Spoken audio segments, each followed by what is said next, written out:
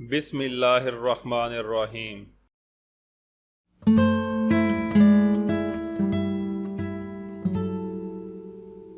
سلطان قزل ارسلان ایک ایسے مضبوط قلعہ میں رہتا تھا جسے کوئی دلیر سے دلیر فوج بھی فتح کرنے کی ہمت نہ رکھتی تھی۔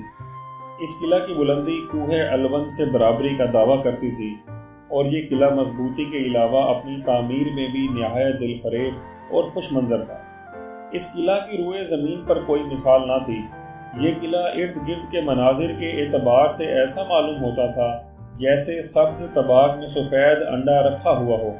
ایک مرتبہ ایک درویش سیاحت کرتا ہوا اس قلعہ کی جانب آ نکلا اور سلطان سے اس کی ملاقات ہوئی۔ سلطان قزل ارسلان نے اس درویش سے سوال کیا کہ تم نے دنیا دیکھی ہے اور گھاٹ گھاٹ کا پانی بھی پیا ہے، کیا تم نے روئے زمین پر اس طرح کا مضبوط اور خوشنما قلعہ کہیں دیکھا ہے؟ تمہاری اس قلعہ کے متعلق کیا رائے ہے؟ کیا کوئی ایسا ہے جو اس قلعہ کو فتح کر سکے؟ اس درویش نے جب سلطان قزل ارسلان کی بات سنی تو ہنس پڑا اور بولا کہ تیرا یہ قلعہ بلا شبہ اچھا ہے، لیکن میں اس بات کو ہرگز تسلیم نہیں کر سکتا کہ یہ مضبوط بھی ہے۔ کیا تو جانتا نہیں ہے کہ تجھ سے پہلے جو لوگ اس میں رہتے تھے یہ قلعہ موت سے ان کی حفاظت نہیں کر سکا، اسی طرح یہ قلعہ تیری بھی موت سے حفاظت نہیں کر سکے گا، اور تیرے بعد یقیناً اس میں اور لوگ آباد ہوں گے۔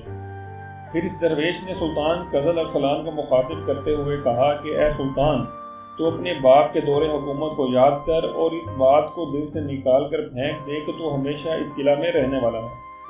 حضرت شیخ سعدی رحمۃ اللہ علیہ اپنی اس حکایت میں دنیا سے انسان کے حقیقی تعلق کو بیان کر رہے ہیں اور فرما رہے ہیں کہ ہر شخص ایک مقررہ وقت تک اس دنیا میں اپنا وقت گزارتا ہے۔